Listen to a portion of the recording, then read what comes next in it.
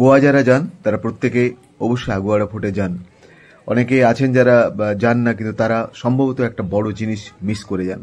আগুয়াড়া fort একটা প্রাচীনতম স্থাপত্য নিদর্শন এটা, এবং প্রায় 400-450 বছর 500 বছরের পুরনো এবং দেখার মতন জায়গা। আমি সেই আগুয়াড়া ফোর্টে এসেছি।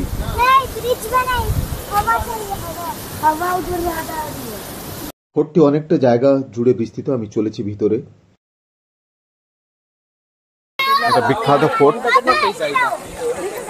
এবং আমি সেখানে ঢুকেছি।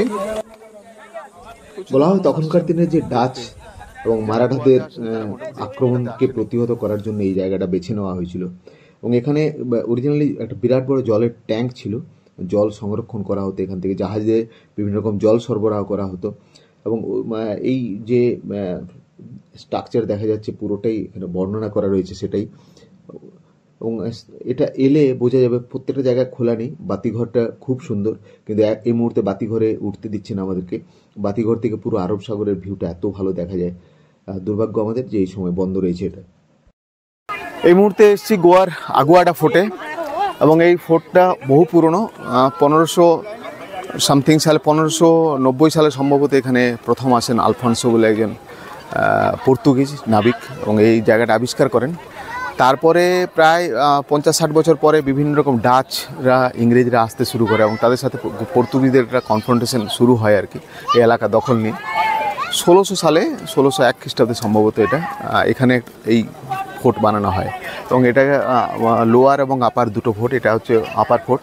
চারদিকে পরীক্ষা করা রয়েছে, এবং যাতে কোনোভাবে ঢুকতে না পারে বাইরে থেকে এসে, সেই জন্য এটা বানানো হয়েছিল। এবং ততদিনকে প্রায়, তার মানে আজকে প্রায় 600 বছরের উপরে হয়ে গেছে এই ফোর্টটার বয়স। এখনও অ্যাজ ইট ইজ টিকে রয়েছে। বহু জায়গায় ধস নেমেছে, কিন্তু তবু পাথরগুলো যেগুলো, এই পাথরগুলো একটা অদ্ভুত রকমের পাথর। এই পাথরের প্রচুর চার্চ এখানে রয়েছে। এই পাথরের মন্দির রয়েছে, বেলে পাথর সম্ভবত এটাকে বলে। এবং চারদিকে গোয়ার এটা একটা বড় জায়গা আগুয়া ফোর্ট, এবং ক্যান্ডোলিমা বিচ সামনে, এখান থেকে বাগা বিচ সামনে, অঞ্জনা বিচ সামনে, উল্টো পাশে মিরামার বিচ রয়েছে, তারপরে ডোনাপাওলা রয়েছে। ওই পাশে সাউথটা, এটা নর্থ গোয়ার মধ্যে পড়ে এই পুরো। এবং এখান থেকে অদ্ভুত রকমের একটা আরব সাগরের ভিউটা দেখা যায়। চারদিকে পাহাড়, প্রচুর ঘরবাড়ি রয়েছে দেখা যাচ্ছে। পাঞ্জি এখান থেকে দূরে, পাঞ্জিটাও দেখা যায়। প্রচুর মানুষ এসছেন আজকে এখানে, বহু পুরনো, এবং কিভাবে করা হয়েছিল ভিতরে ভিতরে গর্ত করে, কিভাবে মানুষ থাকতো।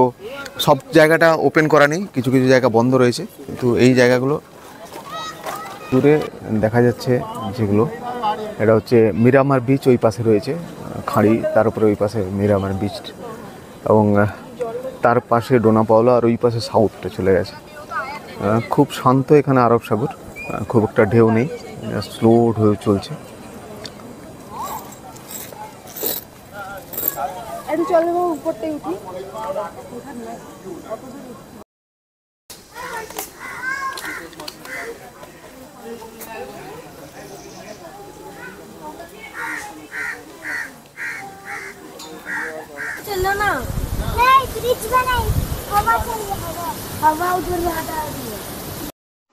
ওই দূরে দেখা যাচ্ছে যেটা জেল, ওই জেলে আমি যাব কিছুক্ষণ পরে। নিচে একটা রেস্টুরেন্টও রয়েছে, এবং পুরোটাই এরা ছোট ছোট পাহাড় টিলার উপরে করা, এবং অসাধারণ স্থাপত্য আর কি।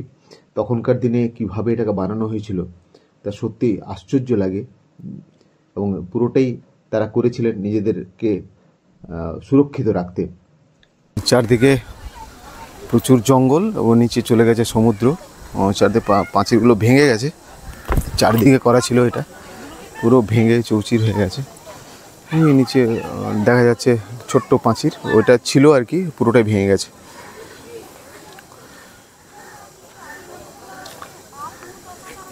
আসুন সবাই, আগুয়াডা ফোর্টের ইতিহাস, এক লম্বা ইতিহাস রয়েছে, পর্তুগিজদের স্থাপত্য এটা। ভালো থাকবেন সবাই। উৎকল বার্তার পক্ষ থেকে প্রত্যেককে শুভেচ্ছা।